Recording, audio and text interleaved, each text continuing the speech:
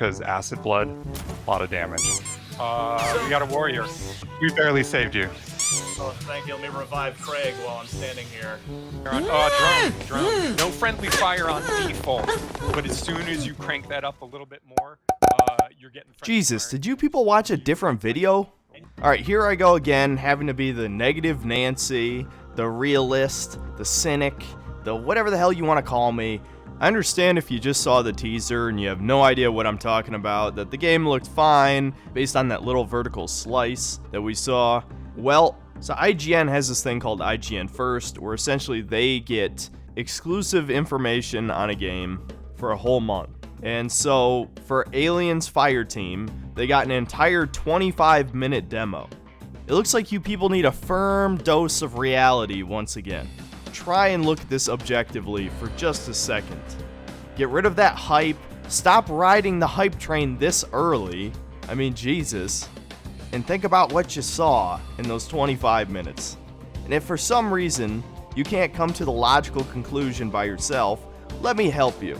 Let's just take a second and look at the facts with this Aliens Fireteam game. It's being developed by Cold Iron Studios, and this is their first game, so that's already your first red flag.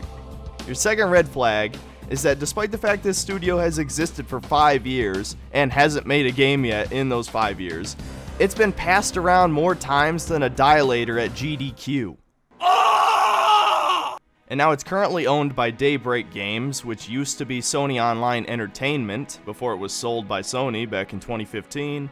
So I'll give them the benefit of the doubt, because apparently this company was formed by a bunch of veteran developers who wanted to make their own studio.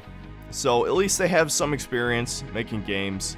But even still, just based on this 25-minute gameplay footage, if you actually watched the video and paid attention, there's no reason you should still be excited for this game. So this is probably the closest thing to a reaction video that I'm ever going to do, because I'm not going to do them. But I am going to use clips from the video and just react to them, and you should be able to come to your own conclusions. Welcome everybody to our March IGN First. Our game this month is Aliens Fireteam. It's 3 of us against a whole hell of a lot of aliens. I am joined here in the game by Matt and Craig from Cold Iron Studios. Guys, thanks so much for doing this. So the first thing to note is that Ryan McCaffrey still works for IGN. I find that hilarious. And him being the guy to play this game with them, I feel like must be an inside joke at IGN, because he's the one who gave Alien Isolation a 5.9 out of 10. People still remember that, including me. So this is the worst guy you could have got to play an Alien game. Oh, over on the right. Yeah, you're going to want to watch your motion tracker in the bottom right-hand corner. Wouldn't be Alien without the motion tracker. It's already getting a little crowded up here. It All right, is. well. There's a burster out there. Refill ammo. We've got some guys on the ceiling coming up on the left-hand side here.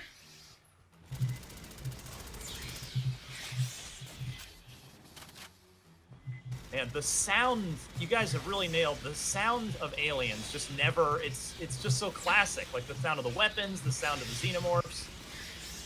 I love the sound of this video game. So yeah, I really don't have to show you too many clips here. You should already be able to tell this is a generic co-op third-person shooter, much like World War Z. You'll see the similarities if you played that okay World War Z game. This is pretty much that with an alien skin, which is the worst thing you could possibly do.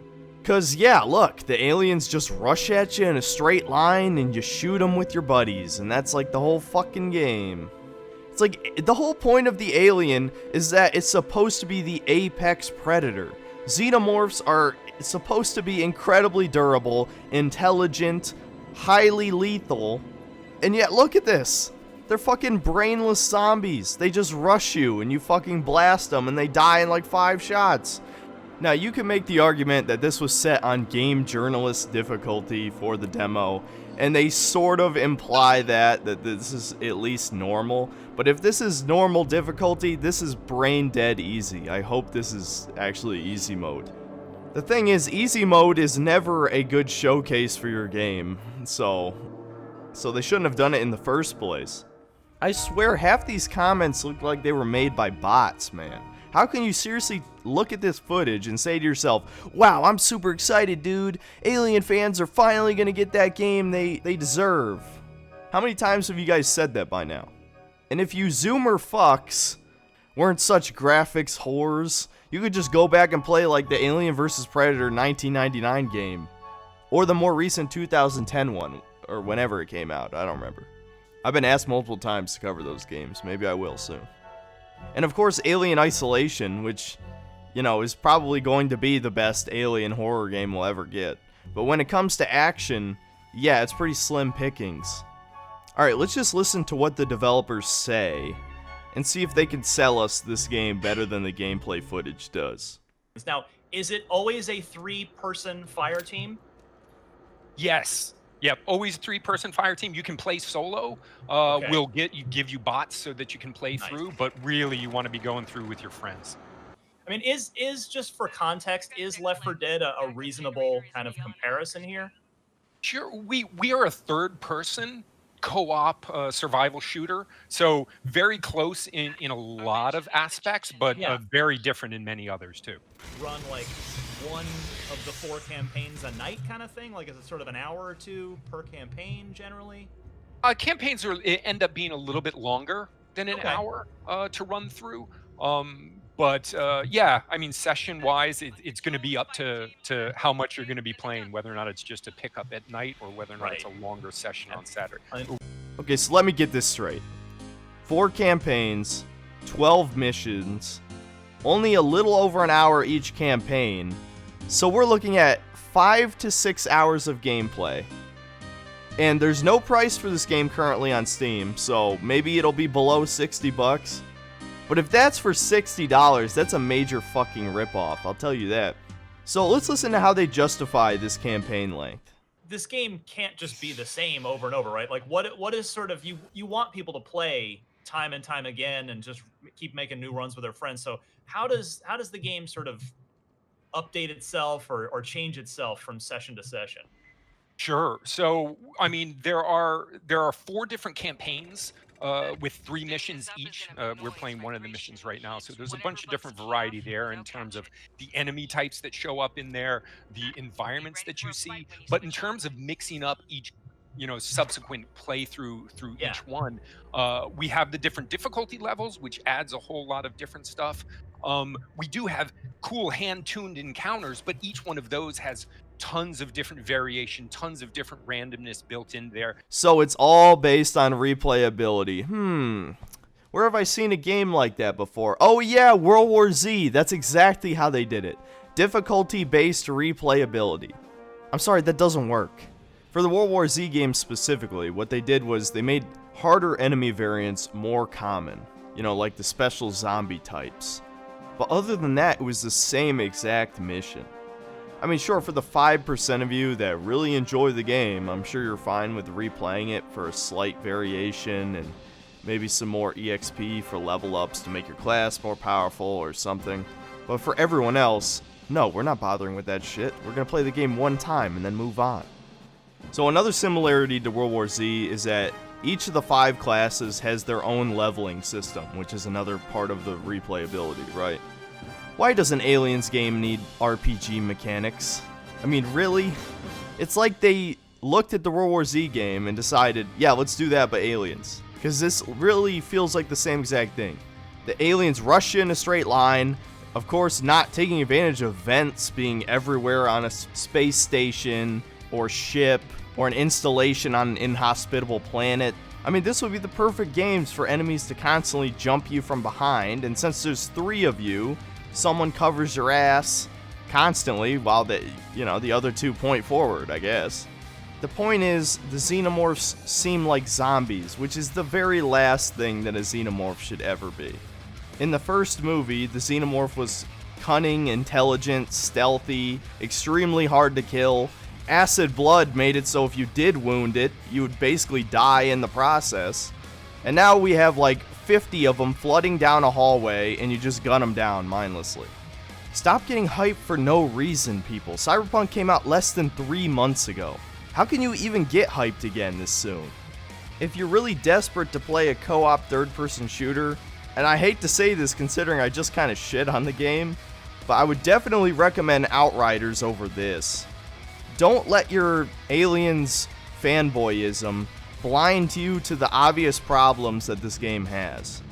And there's no way over the next 3 or 4 months that they're going to iron out all the kinks and make this look a lot more fun than it is, because it already doesn't look fun. Just the core gameplay mechanics don't look fun. The AI looks so brainless.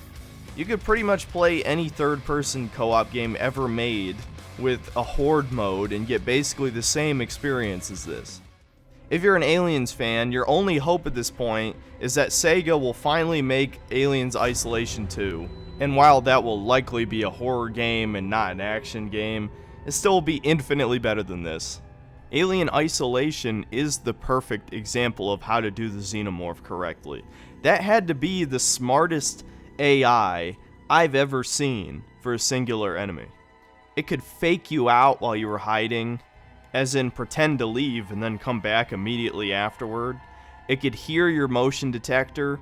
If you overused the flamethrower, it would actually fake you out and then go in for the kill after you run out of fuel. It hid in vents waiting for you to walk under it to kill you instantly. It checked under beds and desks. It could just do all these cool things, and of course, you couldn't kill it at all. Unfortunately, obviously none of us are really scared of a Xenomorph, so it wasn't really that scary in the traditional sense, but it was pretty much the perfect horror game monster. And the fact that the game didn't sell that well blows my mind, or at least not enough to justify a sequel. If you have to play an action game, go play those older Alien vs. Predator games. Don't waste your money on this, man. Maybe in a deep sale or some shit, but I'm just gonna call it now. This game's gonna be painfully average, as a couple of the comments have pointed out. Hey guys, thanks for watching. This is just another quick one.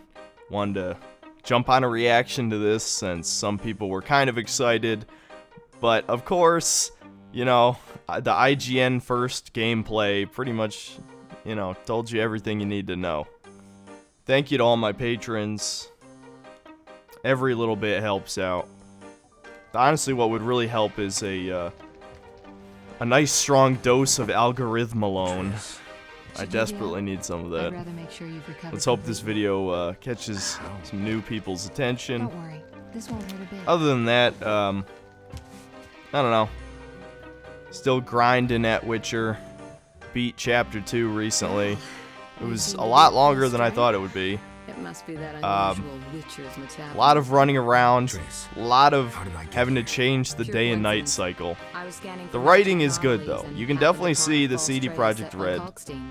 You found me has in the had swamp. quality What dialogue happened there? writers for their I don't entire know. The alchemist is existence, still there, I guess, examining until solid Cyberpunk. stone, but he won't find But yeah, anything. not too much else to The say, greater so anomalies are here I'll in just see you Vizima. guys next time. Magic anomalies in Vizima? Yes,